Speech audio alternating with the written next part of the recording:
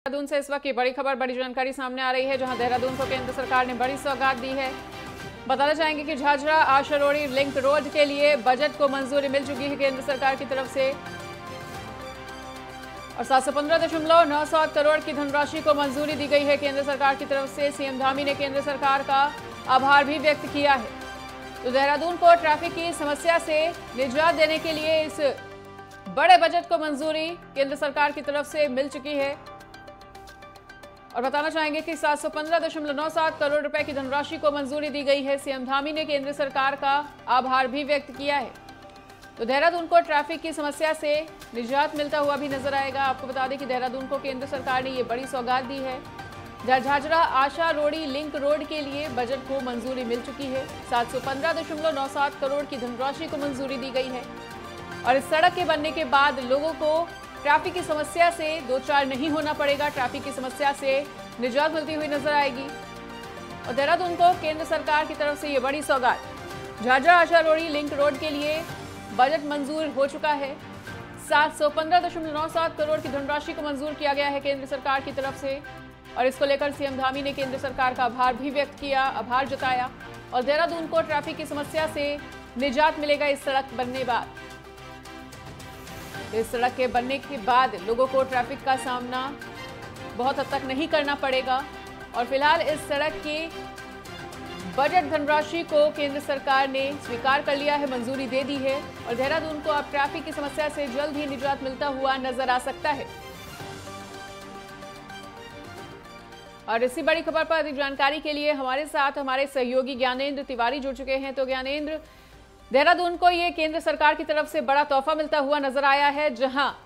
आशा रोड़ी link road की सड़क की बजट मंजूरी मिल चुकी है। क्या कुछ जानकारी आपके पास? बिल्कुल, देखा जाए जिस तरीके से आशा झाझरा लिंक रोड को लेकर लंबे समय से प्रदेश सरकार कवायद कर रही थी और ऐसे में जिस तरीके से इस लिंक रोड को हरी झंडी केंद्र सरकार से यहाँ मिलती हुई नजर आ रही है। साफ तौर पर अगर देखें तो तकरीबन 700 कुछ करोड़ रुपए का ये प्रोजेक्ट है और ऐसे में 12 किलोमीटर से अधिक की ये दूरी है। अगर ये लिंक रोड का निर्माण हो जाता है तो शहर की तमाम ऐसे जो क्षेत्र हैं जहाँ पे अक्सर दिन के समय जो जाम की समस्या से जूझना पड़ता है आम लोगों को, उससे इससे निजात मिलती हुई नजर आएगी और साफ तौर पे इसकी आवश्यकता भी है कि शहर को एक बाईपास मिले और इस लिंक रोड को अगर हम बनाने में सरकार कामयाब होती है तो सहूलियत जरूर मिलेगी उत्तराखंड के तमाम ऐसे लोगों को जो देहरादून और आसपास के रहने वाले लोग हैं। और जिस तरीके से लंबे समय से इसकी कवायद चल रही थी, राज्य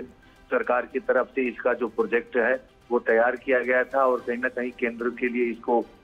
भेजा गया था और हमने देखा भी था कि पिछली बार जब मुख्यमंत्री पुष्कर सिंह धामी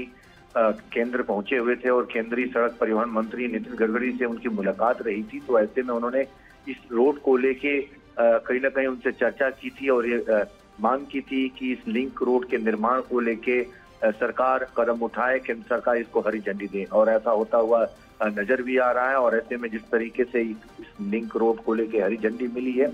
साफ तौर पे खुशी जताई है मुख्यमंत्री पुष्कर सिंह धामी ने और प्रधानमंत्री और केंद्रीय सड़क परिवहन मंत्री का आभार भी व्यक्त किया है और आशा है कि आने वाले समय में इसका निर्माण होगा। और जिस तरीके से जो जाम की समस्या है झाझरा और आशा रोड़ी के इलाकों में विशेष तौर पर अगर हम देखें तो ये पूरे शहर को जाम से निजात मिलता हुआ नजर आएगा, क्योंकि अगर हम देखें तो शहर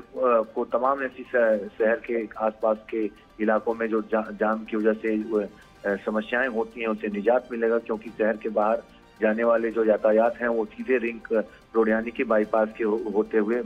निकलेंगे। तो ऐसे में शहर में जाम की समस्या कमी देखने को मिलेगी। जी बिल्कुल ज्ञानेंद्र, तो ये बड़ी जानकारी तो है ही और बड़ी सौगात भी है देहरादून वासियों के लिए, लेकिन सूत्रों के हवाले से ये भी जानकारी मिल रही है कि विपक्ष लगातार सवाल खड़े कर रहा है कि बजट तो पास हो गया लेकिन क्या वाकई में सड़क बन पाएगी, क्योंकि देहरादून को स्मार्ट सिटी बनाने के लिए भी जो तमाम कवायदे की जा रही हैं उसको लेकर विपक्ष लगातार सरकार पर हमलावर होता हुआ आया है। देखिए, विपक्ष लगातार कई मुद्दों को लेकर सरकार को घेरने का काम कर रहा है। यहाँ अगर हम देखें तो केंद्र से जो प्रोजेक्ट पास हुआ है, आने वाले समय में ये सड़क का जो निर्माण है वो होता हुआ नजर आएगा और बिल्कुल अगर हम देखें तो 12 किलोमीटर से अधिक की अगर सड़क यहाँ बन जाती है तो इससे सीधा सीधा लोगों को फायदा मिलेगा। जहां तक बात है स्मार्ट सिटी की, तो स्मार्ट सिटी के कामों पे लगातार चाहे वो सत्ता पक्ष के ही विधायक हों या फिर विपक्ष के, उन्होंने भी सवाल खड़े किए थे। अगर हम देखें स्मार्ट सिटी के काम जो शहर के अंदर हुए हैं, खासतौर पे जो राजपुर विधानसभा क्षेत्र का इलाका है, उन क्षेत्रों में उसका काम रहा है। मौजूदा समय में अगर हम देखें तो जिस तरीके से काम इस समय दिखता हुआ नजर आ रहा है, लेकिन इसमें जो ढीलाढाई रही है, काफी वक्त लगा है काम होने पे, उस पर सवाल जरूर खड़े हुए हैं। और ऐसे में जो पैसे इसमें खर्च किए गए हैं उस पर भी विपक्ष ने सवाल खड़े किए हैं। बहरहाल अगर हम देखें तो सड़कों के निर्माण को लेके जो कदम सरकार उठा रही है, अगर वो सड़कों का निर्माण होता है तो राज्य को इसका फायदा बिल्कुल फायदा मिलेगा। तो इस तमाम जानकारी को हमारे साथ साझा करने के लिए ज्ञानेंद्र, आपका बहुत बहुत शुक्रिया।